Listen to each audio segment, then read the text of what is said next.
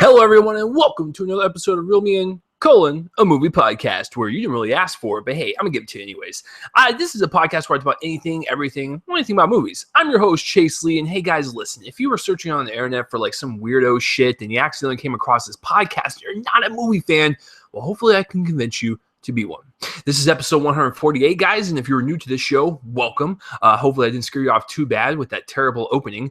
What we do on this show is I will go over some movie news, some movie trailers, and I have a special topic for this week, but after the trailers, I usually will have a movie review and then box office results.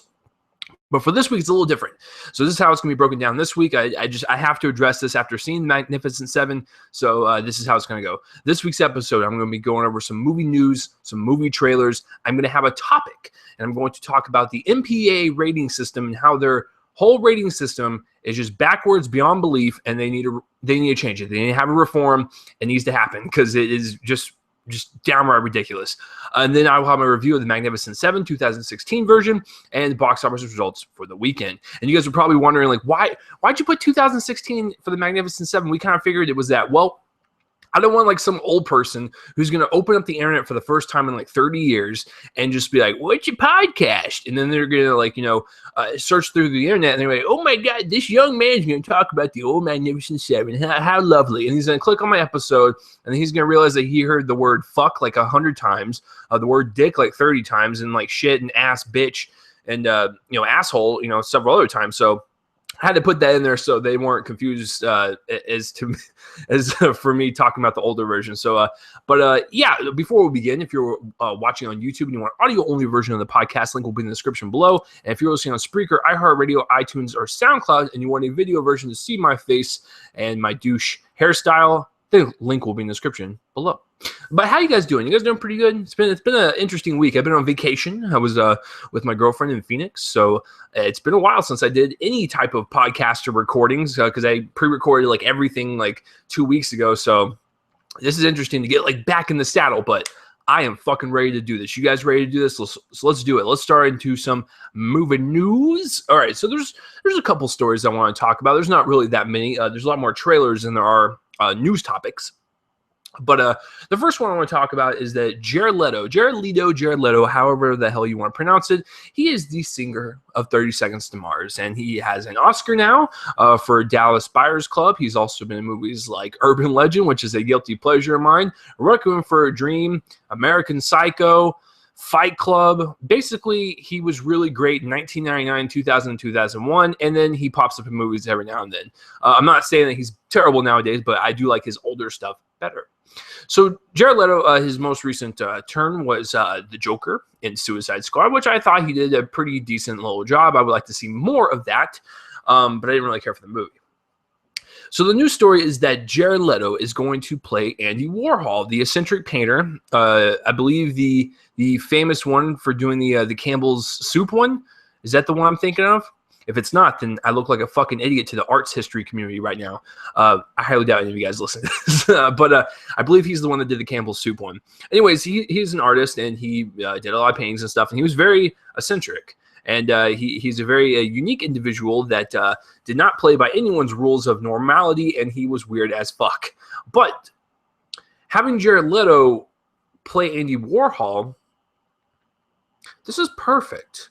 Now, when this was announced, I was actually really excited, but then when I saw some Photoshop pictures of Jared in the kind of like that white silver foxish grayish hair on top of him, I was like, this is perfect. He looks just like him. I think with Jared's kind of like method acting style, I think he takes it a little too far sometimes because, sometimes the product doesn't really, reflect on what the method acting was, i.e. Suicide Squad. But if he can really tap into this character and really kind of tap into the weirdness of an Andy Warhol, I think he can nail this. And this could actually be a Oscar-winning performance if the movie's good overall and his performances as well. Now, I don't know what time period they're going to do this in. I don't know what time of life they're going to do Mr. Warhol, but just having him as the title character kind of gets me more excited for a project like this. If this was announced, because if this was announced and he was not attached, I'd be like, oh, okay, sure. But now that he is attached, I'm really excited because I'm a huge Jared Leto fan. I really do like his older stuff quite a bit. Requiem for a Dream is still, I think, one of his best performances, period. American Psycho is great in Fight Club, very small role. And then even in Dallas Buyers Club, he does show that he has acting chops. So when people look at him and go, oh, he's just a singer, he's one of those singer-turned-actors and stuff, believe it or not, he actually acted before, I believe, he started 30 Seconds to Mars. I could be wrong on that, but I believe that he started acting first. And he did, his music with his brother, which he still does to this day, and then he kind of flops back and forth. But he started to come more into the limelight because of his Oscar win for Dallas Buyers Club. So it'll be very interesting to see how he plays Andy Warhol. So the next piece of news, okay, so you guys remember me talking about the Rings trailer that came out, I want to say a couple weeks ago. It does not look that good, and I'm a huge fan of the first Ring. Did not like the second one. And I'm talking about the American one. I think the American first Ring is actually better than Ring U, which is the movie it's based on in Japan. But I feel the opposite for The Grudge. I think The Grudge from Japan kicks our ass's Grudge twofold. Ours is terrible. It's Sarah Michelle Gellar. So that Rings, when the trailer dropped, I was like, it doesn't really look that good. But I'm a sucker for these J-horror movies, so I'll probably go see it. And, like I said, I like the first one quite a bit, so I want to see where they take it. It was supposed to come out at the end of October. Now, you guys have to keep in mind, there was a poster released for this. There was a trailer released for this. There was a lot of stuff released for this. Now it's being pushed back until February of next year. Now, this movie's been pushed back, I think, like 2 or 3 times. Now, I don't know how bad it sucks the dick, but I'm just going to assume it sucks a big old long Harry Johnson, because if they push it back 3 or 4 times, that's a cry for help. And I believe Rings is being distributed by Paramount, which we'll get to in just a second. But Paramount's been making some terrible choices in movies. And without the Transformers franchise, they would be in the shitter right now. They would literally be neck deep in like some quicksand somewhere, and no one's going to help them out because the movies just keep flopping. Now, for Rings, like I said, I've been curious about it. And even though I didn't really care for the trailer, I still wanted to see it. But the fact that they're pushing it until February and not releasing it around fucking Halloween because it's a horror movie, but hey, I'm not a marketing expert. That just has a bunch of red flags all over it. I don't know how bad it sucks, but I can tell you it sucks a major wet asshole, because if they're pushing it back again, there's a major issue for this. Even if they don't feel confident releasing this thing in October around Halloween, that is a major problem. So it's being pushed about 5 months. So if you're looking forward to Rings, congratulations, you get to go watch it in February by taking your Valentine's Day date and then having her hate you for the rest of your life. So there you go. So speaking of Paramount, and this is the last news story of the day, Paramount had a shareholders meeting, and they were talking to their investors, and I feel sorry for their investors because they've invested in a very spotty company. Paramount basically said that they're expected to lose $115 million on that shitty-looking movie, Monster Trucks, starring Lucas Till. And essentially, he's a kid, finds a truck. There's a little Squidward monster underneath, and hijinks ensue. Yep, not making that up. The trailer released I think a month ago, maybe 2 months ago. It looks awful. Even for a kid's movie, it looks awful. But just for the fact that Paramount says that they're going to lose, they're expected to lose $115 million, tells me, why did you make it in the first place? If you were basically coming out and saying, well, we're expected to lose that much, then you really didn't have any confidence in it to begin with. So who the fuck signed off on that? Who was the person that pitched them this idea, probably drunk and high off their ass, going, hey guys, we should make a movie called Monster Trucks? It's literally monster trucks with monsters underneath the trucks. The trucks on top of the monsters. Monster Trucks. Do you guys want to do it? And then someone signed off on it. So the fact that they signed off of it just doesn't, it tells me that they make poor decisions over there, because the idea sounds awful, even for a kid's movie. Even if you wanted to make this movie, why are you losing that much money on it? This movie shouldn't have cost more than $10 or $20 million, and you probably would have recouped some of your money back. Maybe you were in the foreign market, but $115 million, Paramount? What the fuck you doing? Someone needs to get fired over there, and then you go, Just go live at home and never work ever again because they make terrible decisions. I'm kidding.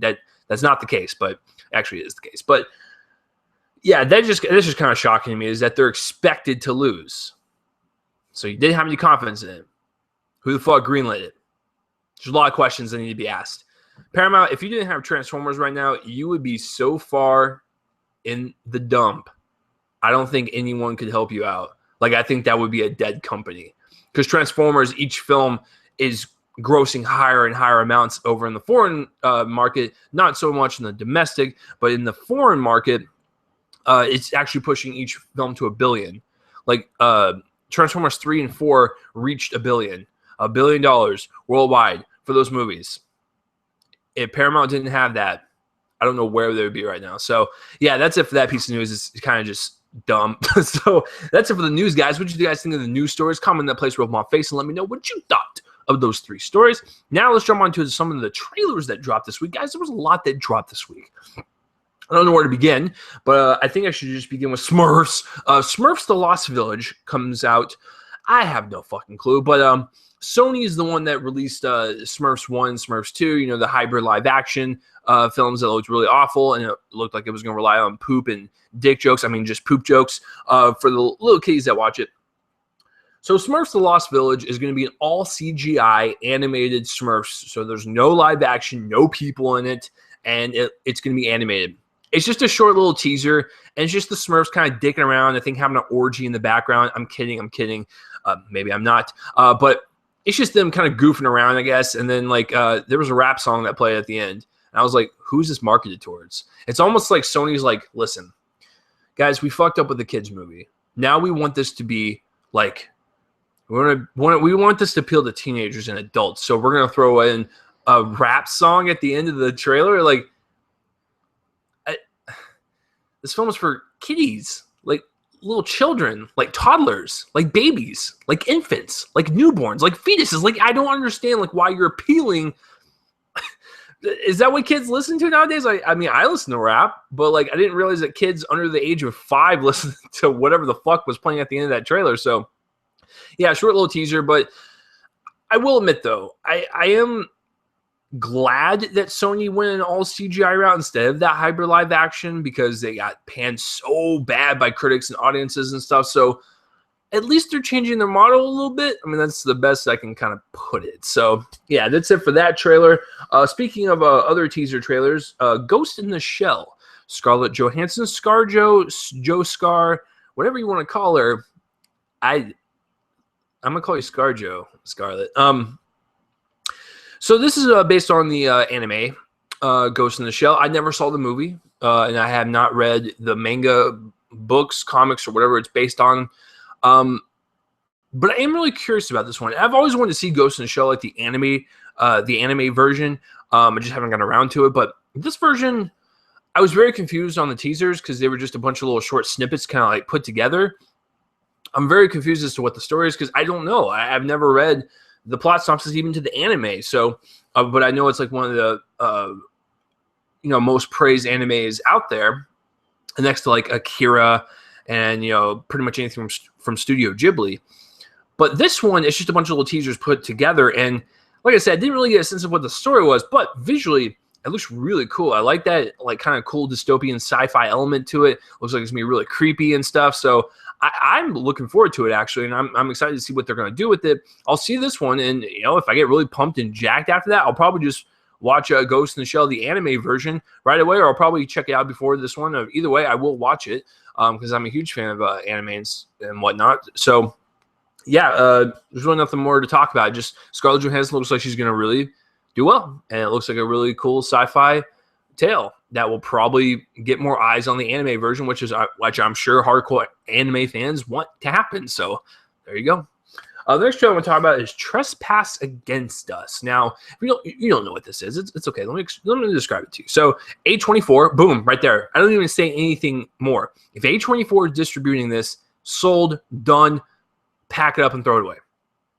So Trespass Against Us stars Michael Fassbender, Brendan Gleeson, and who else? I forgot.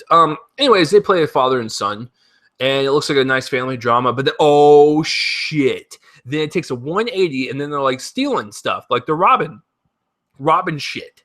It's like, what? That took a left turn that I didn't expect. Excuse me, but I liked it. Michael Fassbender, as always, like, I don't even need to say anything about this guy at this point. He is one of my favorite actors working today. Ever since I saw him in Shame in 2011, I was hooked, sold, and, you know, if the movie was in 3D, I would be knocked in the face by his dong. But that was a great movie to kind of showcase him as an actor and really push his limits as an actor, and I thought he delivered that very, very well. Every single movie after that, he's just been killing it. So this one just looks like a smaller film, especially from, like, you know, the movies he's done earlier this year, like X-Men Apocalypse or The Light Between Oceans. This is kind of a more smaller family drama and whatnot. It looks like it's going to take a weird left turn with the whole robbery thing and whatnot. I'm looking forward to it. And plus, like I said, anything A24 releases, I'm totally on board. They're one of my favorite distribution companies. I love pretty much anything they do. There's really nothing more to say. It just looks like a really, really good, solid indie film. So there you go. The next one I want to talk about, these next three are rough. Fist Fight. Okay, so it stars Ice Cube and Charlie Day. Now, I'm a huge fan of both of them. I think they both have great comedic chops and their own sensibilities, and I think Ice Cube has produced one of my favorite biopics from last year, Straight Outta Compton. Charlie Day is one of my favorite comedic actors, and It's Always Sunny in Philadelphia is one of my favorite shows.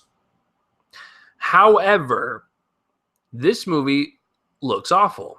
It's called Fist Fight, and Ice Cube and Charlie Day play two teachers. They're going to fight after school. That's it. I wish I could say more about the plot, but that's essentially it. And Ice Cube is the one that initiates it, like, I'm going to fight you. And then the whole trailer is just kind of like little snippets of stuff events leading up to it, I guess. Sure. Here's the deal. It's supposed to be labeled as a comedy. It did not make me laugh once. So, and that kind of sucks because I like both of these guys. I think they're actually really funny. Ice Cube delivers like the most straight face dialogue and the most funny, sarcastic tone. And then, you know, Charlie Day is very eccentric in what he does, and he's really great at improv. So just seeing a trailer like this just makes me weep and just makes my soul just kind of cry, leap out of my body, and just go hide in the corner somewhere. It's just like what I talked about last week with Bastards. Guys, I love comedy so much, but when you have shit like this being thrown at me, flung like a monkey flinging his poo on your face, it's not good, man. It's not good, fam. So yeah, I no, thank you. Hey, maybe it's another representation of a comedy that has a terrible trailer, but it's actually really good, but we'll find out. The next trailer I'm going to talk about is The Whole Truth. Now, this one stars Keanu Reeves. Yeah, I'm thinking I'm back. And Renee Zellweger and Jim Belushi. Oh, wait. Oh, shit. I got that wrong. Sorry. Is it John Belushi? No, which one's the... Oh, my God. Guys, this is what happens when you do this shit live. Now I have to look this up. How you guys doing? You guys doing pretty good? I feel pretty shitty now for getting that wrong. It's Jim Belushi. Yeah, because I was thinking of that show he did on ABC, According to Jim. Sorry, John Belushi fans. I like John Belushi quite a bit.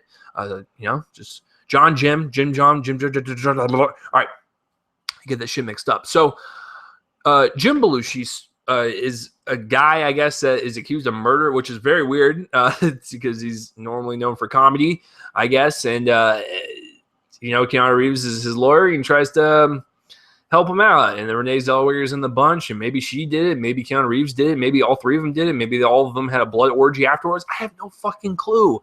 That's what it is. It kind of reminds me of Primal Fear, any type of lawyer-based movie.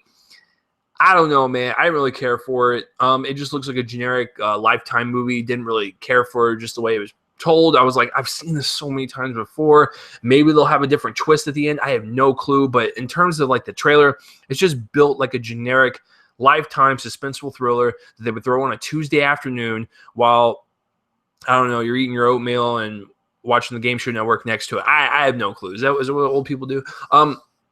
It does not look good. And, after watching, okay, I have to say this because I literally just watched this like 2 days ago. I'm a huge Keanu Reeves fan. And I think what he can do in the action assassin genre, he can kill it. He does very, very well. Any type of other genre, no thank you. I haven't really been that impressed with him. And I don't know, there might be a movie I've seen where he was really good and I just forgot about it, but I just watched Knock Knock 2 days ago. He's pretty bad at it. Like it's a pretty awful performance. But I will say that in this one, he looks better in this one than he does in Knock Knock. That's for damn sure. But him playing a lawyer, I just can't really see him being convincing or like saying those lines of dialogue convincingly in the courtroom and stuff without, you know, God, just watch Knock Knock and you'll see like him yelling and stuff. And it's just, it's so glorious. But overall, it does not appeal to me whatsoever. If it gets a good review, sure. Might sway me. If I hear good word of mouth, sure. Case in point, this is one of my favorite stories from last year. The Gift. You guys remember The Gift that came out? I did not want to see that, period, because it looked like a generic, like, oh, God, it looks like a stalker horror film. It doesn't really look that good. And then I heard great word of mouth, and it started getting in like a 90-something% of Rotten Tomatoes. I was like, well, holy damn. I guess I got to check this out. And guess what? I was blown away. One of my favorite thrillers of last year. But, so, I mean, it could be good. And it could just be a mismarketed trailer once again, because it happens a lot. So, if I hear a good word of mouth or it gets a good score on RT, then sure, I'll give it a shot. But until then, no thank you. And the last trailer. Passengers with Jennifer Lawrence, J-Law, and Chris Pratt. Okay, so it's directed by Morton Tildum, who did The Imitation Game. He was also nominated for a director slot that year, which I think one of those 5 should have been kicked out, and Argo should have been in there, or that might have been the year prior. I forgot. Yeah, I think it was the year prior. Sorry. But Morton Tildum was nominated and stuff, and The Imitation Game I thought was good. It was a good little movie. I wasn't like blown away by it or anything. Okay, so. Chris Pratt and Jennifer Lawrence are passengers on this spaceship. They're supposed to be cryogenically frozen or whatever, or like in sleep in a little chamber or whatever for like, like I think hundreds of years or whatever, because they were traveling to a different planet, I believe. And then they wake up too early. They wake up like 100 years early. So it's just Jennifer Lawrence and Chris Pratt on the spaceship while everyone else is asleep. And they interact with little robots played by Michael Sheen, where he has a little robot half. And sure. I got to be honest with you. I didn't really care for the trailer. And it's not because of the acting. It's not because of the premise. So I actually think the premise is pretty well done. I am actually really curious about this movie. I'm still going to see it. But the reason why I didn't like this trailer, I don't know why many people are not commenting on this. It looks like a giant set. And it looks like it's all brightly lit, and it doesn't feel real. It doesn't feel grounded. And so that kind of makes me worry for the movies that it's going to have that whole glossy feel to it. Now, at the same time I'm bitching about it, I do have a little theory as to why it might look like that. Because listen, movies have an aesthetic and they look like that for a specific reason. All of them do. And it's the director's choice. Now, the fact that this movie kind of looks like it's on a set, it's fake, it's kind of glossy or whatever, makes me believe that this is either one, this could be it. This is, I don't know if this is like truth, the whole truth. Hey, there you go. But I don't know. I'm just taking a wild guess. This is either probably a simulation, or Jennifer Lawrence and Chris Pratt are both robots themselves, hence the kind of like comparison to like the fake robotic type of backgrounds and stuff. I don't know. I don't know if that's the twist or not. There's going to be something that's going to be revealed as the twist, quote unquote. So yeah, I don't know like what the plot is and stuff, but I do know that like those could be viable options. And if those were the case, I would forgive the way it looks. But just from the set design and all that stuff, it just looks too blown out with that bright white light, and it just makes it look like a sterile hospital. And I didn't buy into where they were at. I didn't think they were in space whatsoever. I thought they were on a studio lot at Sony. So, but other than that, I think the acting looks good and the premise looks pretty good as well. And the special effects look pretty good too. So there's a lot good happening for the trailer. It's just the set design, art direction, and pretty much everything about the sets that bugged the crap out of me. So what did you guys think of the trailers this week? What was your favorite? Comment in the place where my face and let me know. All right, guys. Now, at this point, I would jump into the Magnificent Seven remake review, and I would just kind of go along my day. But you guys deserve an extra special topic because, hold on, let me take a drink. This is going to be a long one, folks. All right. After I got out of the Magnificent Seven, the first thing I said was, holy hell, that was a really violent PG-13 movie. I cannot believe that wasn't rated R. So it got me thinking, how come the MPA is so backwards in their thinking? Why are they like this? And so that prompts me to do an impromptu little topic, and that would be the MPAA, backwards thinking.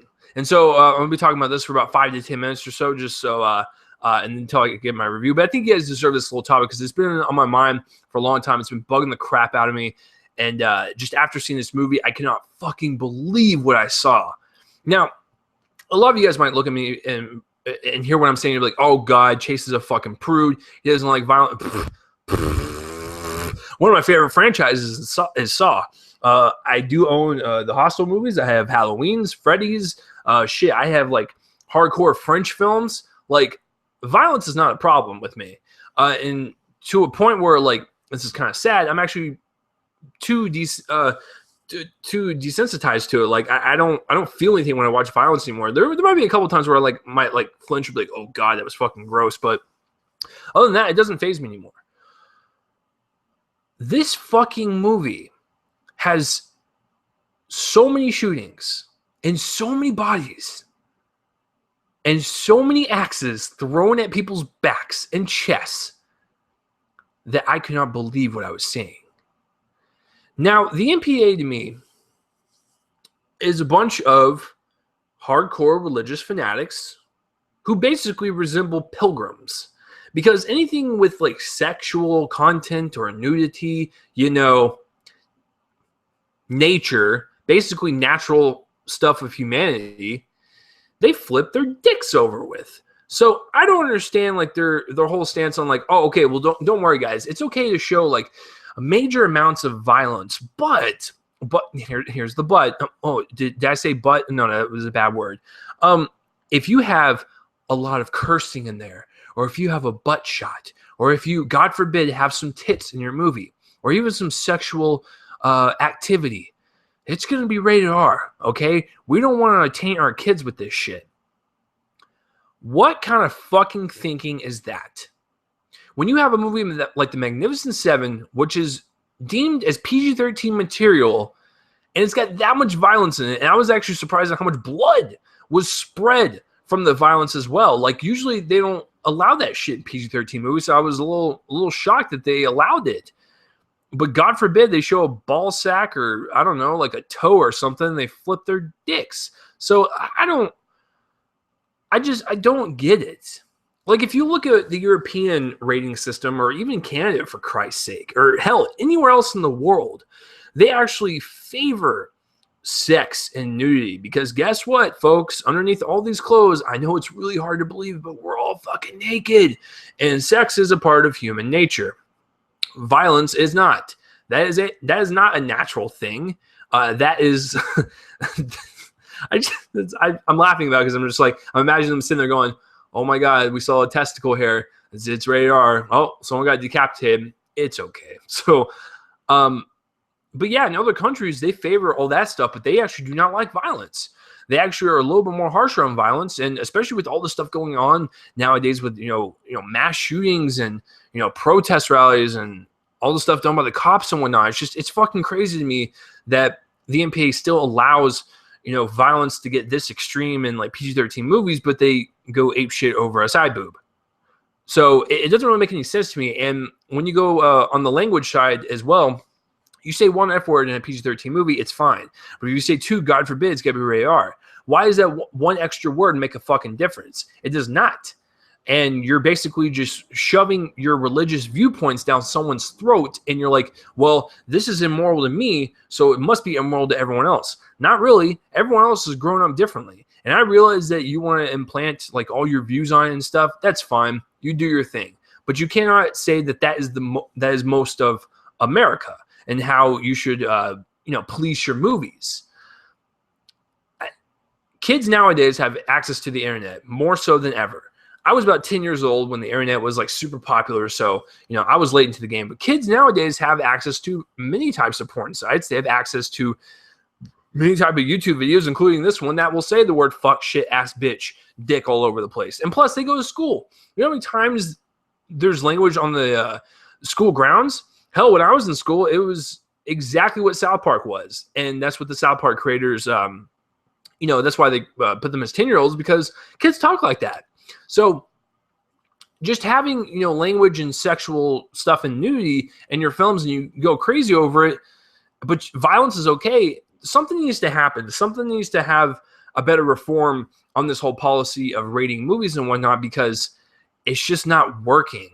It's too backwards, and you need to be a little bit more lenient on language and sexuality and nudity and stuff, because guess what? That's more common than fucking violence nowadays. So I don't get it. I don't know how to fix it.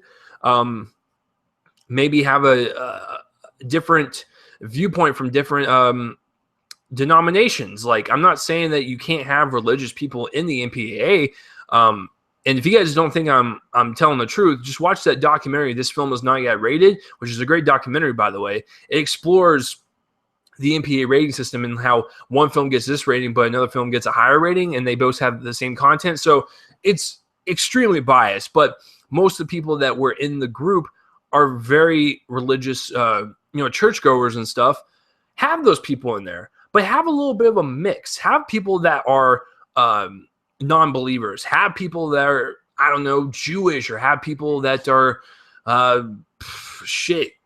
Catholic, atheist, whatever. Like, I would rather have a different group of people, like, in there, like a melting pot to kind of like give their different viewpoints on like what's acceptable and what's not. But with movies nowadays, violence is definitely more favored than sexual activity and nudity and stuff. So that needs to change. And just after watching The Magnificent Seven, that kind of just made me so angry. It's like, what the hell? Like, we can have movies that are rated R for a couple of F-bombs, The King's Speech, but The Magnificent Seven can have all this carnage in the movie. It makes no fucking sense to me. So I just think this is the movie that kind of put me over the edge. I was like, MPA, please change your shit. I'm so sick and tired of you guys favoring one thing over another. So, that's it for the topic, guys. I just had to bring that up, and you guys get a little extra something in your Reel Me In entree today. So, yeah, so speaking of The Magnificent Seven, let's get into it. Seven Samurai, which I've actually never seen. I hate to admit that, but that's one of those films I just have not checked out yet. And then the Western remake, I believe, was in the 50s or 60s. It's been a long time. I saw it in film school, and I really liked it. I'm not really a huge fan of Westerns in general, but I thought it was a really fun little Western. Like, this is not like the most like groundbreaking story. It's just, a town is being terrorized by someone that wants to take it over for land and money, and then they recruit 7 people to come and fight them. I mean, that's basically it. So it's just a nice little revenge tale. And then they remake it again in 2016. Now, I was not looking forward to this movie whatsoever.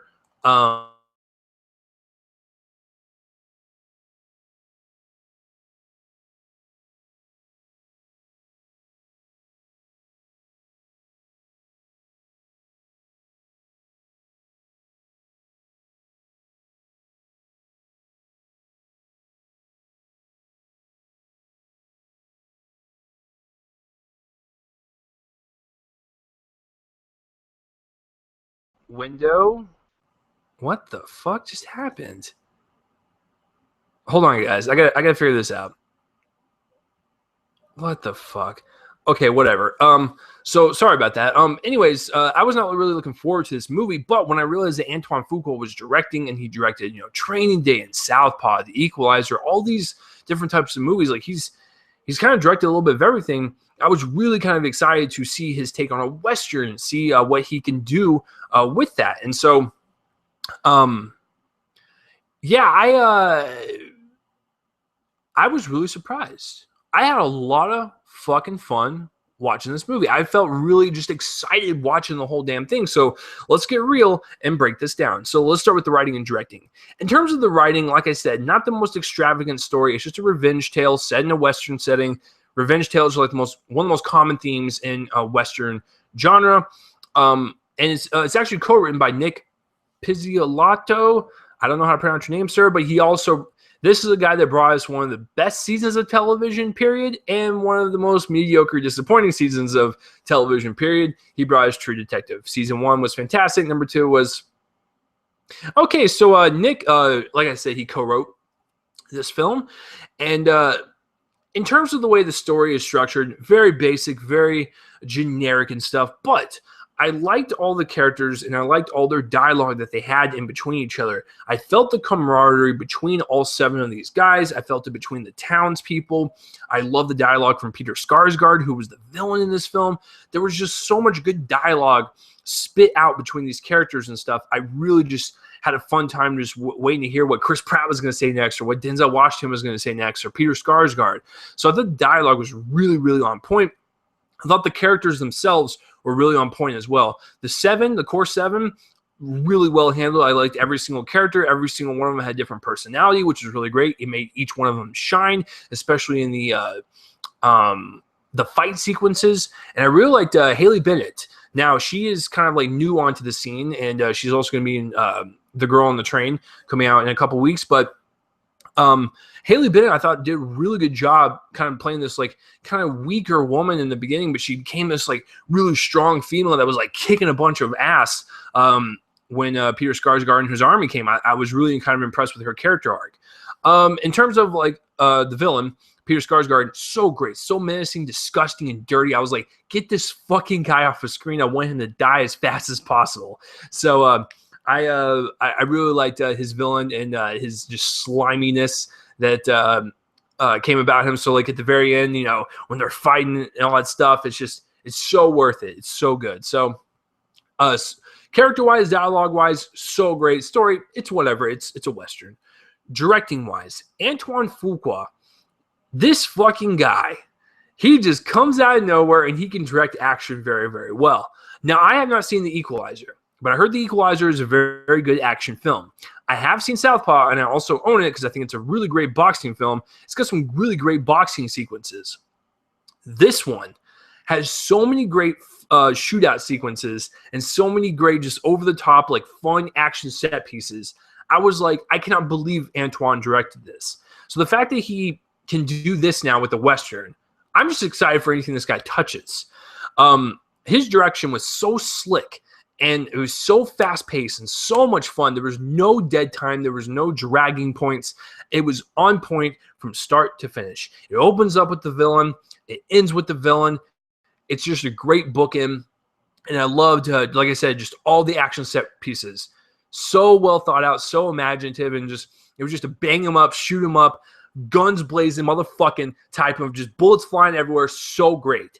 So I really enjoyed his direction in this because I thought he had like a nice kind of fast pace to it. It's a really kind of fun aesthetic. It was really exciting to watch.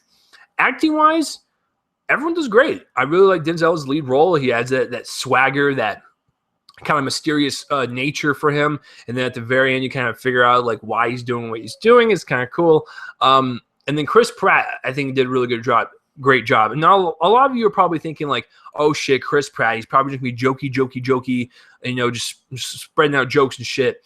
No, he's actually pretty well reserved. He's actually got a really kind of tough demeanor about him, which is what he brought into movies like Guardians of the Galaxy or hell, even when he brought into Passengers. I thought he did he looks great in Passengers and stuff, and he kind of adds that like leader-ish quality to him, which is still funny for me to say because he will always be Andy as the fat dude from Parks and Rec.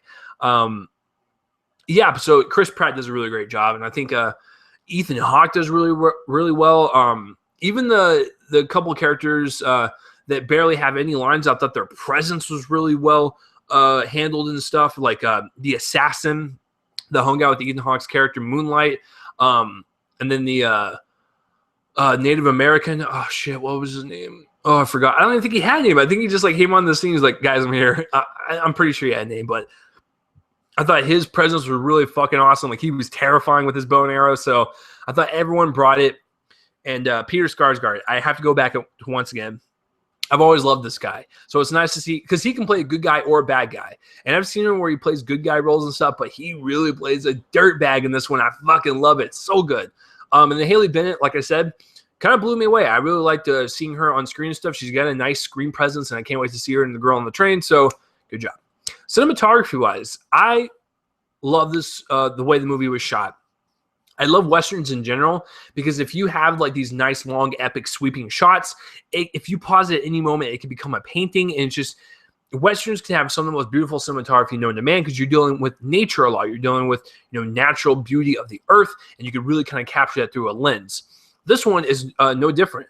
I thought all the exterior shots outside of town were really, really beautiful and luscious. But then when we got inside the town, it was, bloodshed and violent and stuff. And I love, all the browns and stuff and just how dirty it looked. And it looked really clean and really just kind of beautiful. That small town was shot in a way to where like, you want to go live there. That's how good it looked.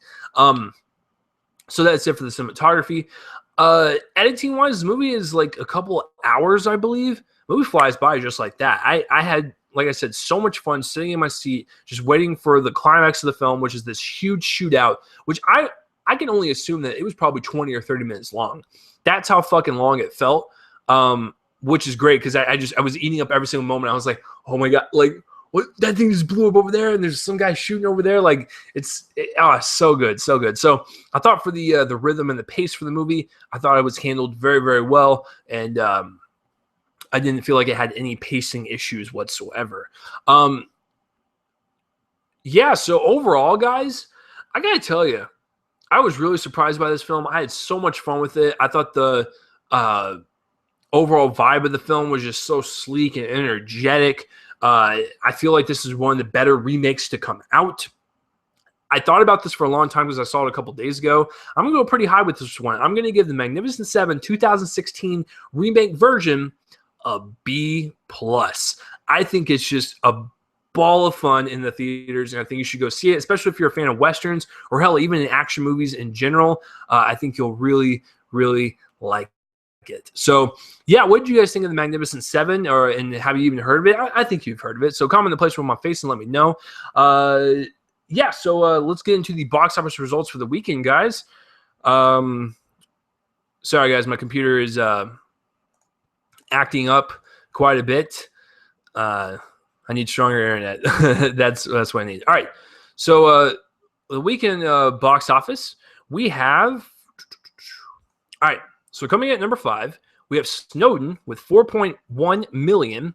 And right now, for its $40 million budget, you guys know the drill. You got to double it, and then you got to add PA and marketing and stuff. So I'm going to say that Snowden needs to make about 90 million to break even. It's only got like 15 million domestically. It doesn't have any worldwide numbers yet, so that's kind of scary. I really like Snowden. Number 4 is Bridget Jones's Baby, sure, with 4.5 million. Its budget of 35. Oh, fuck me. It's already been recouped. Oh, God. Domestically, it's made 16 million, but foreign, it's made 67, so worldwide total of 83. Fuck. What is that? So it's pretty much past the break-even mark for sure, even with its P&A marketing. Number 3 is Sully with 13.8 million. It only dropped another 36%. This movie is killing it at the box office. It cost 60 million to make, and worldwide right now it's got 116, double that. We're almost at the double point. With the PA marketing, it probably needs to make about 140, 150 to break even. That is fucking awesome. Because Sully was pretty good. I liked it quite a bit. So let's see. If my computer will stop fucking up. What the crap? So I'm trying to get on Box Office Mojo, and my computer's like, nope, unable to process. So my internet's about to shit out. So I'm going to go to my phone real quick and give you guys the remaining numbers. Oh, God. You guys like internet sometimes? I fucking don't. It's fucking ridiculous. All right. Hold on, folks. Guys, we're going to make it through this together. See, when I do this shit live, then you guys get little extra snippets like this. All right. Number 2 is Storks with 21 million. Pretty good little opening for that movie. Came out this weekend. Its budget is 70 million, and worldwide it's made 40 so far. So it needs to make about 140 to double the budget. With PA marketing, I'm gonna say they spent about 10 to 20 million, maybe. I'm gonna say for shits and giggles 160 to break even. Is that 40? I mean, it could do it, I guess, but I don't know what the kid animated landscape is for the foreseeable future, so I have no clue on what's going to compete with it. And number 1 is the Magnificent Seven 2016 remake with 35 million. Pretty respectable for that movie.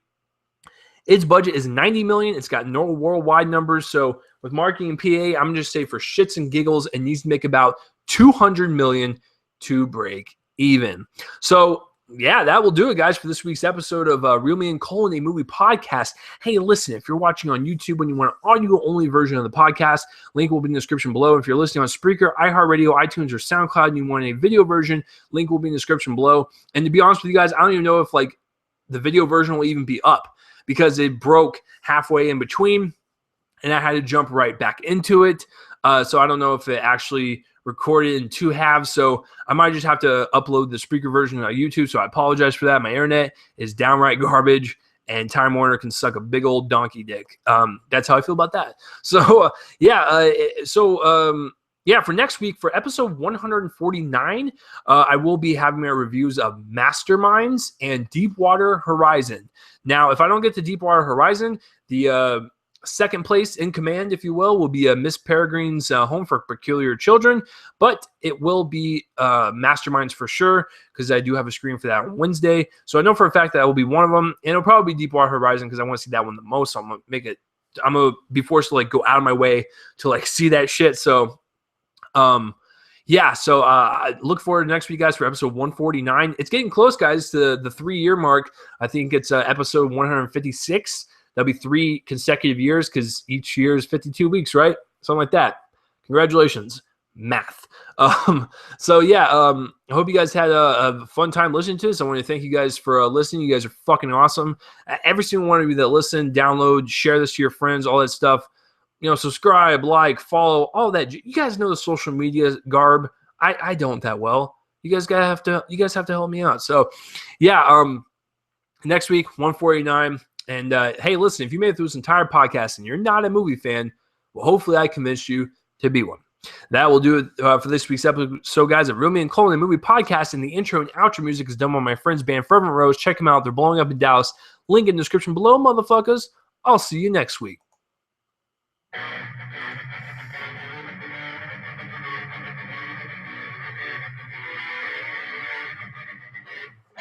See you guys next week.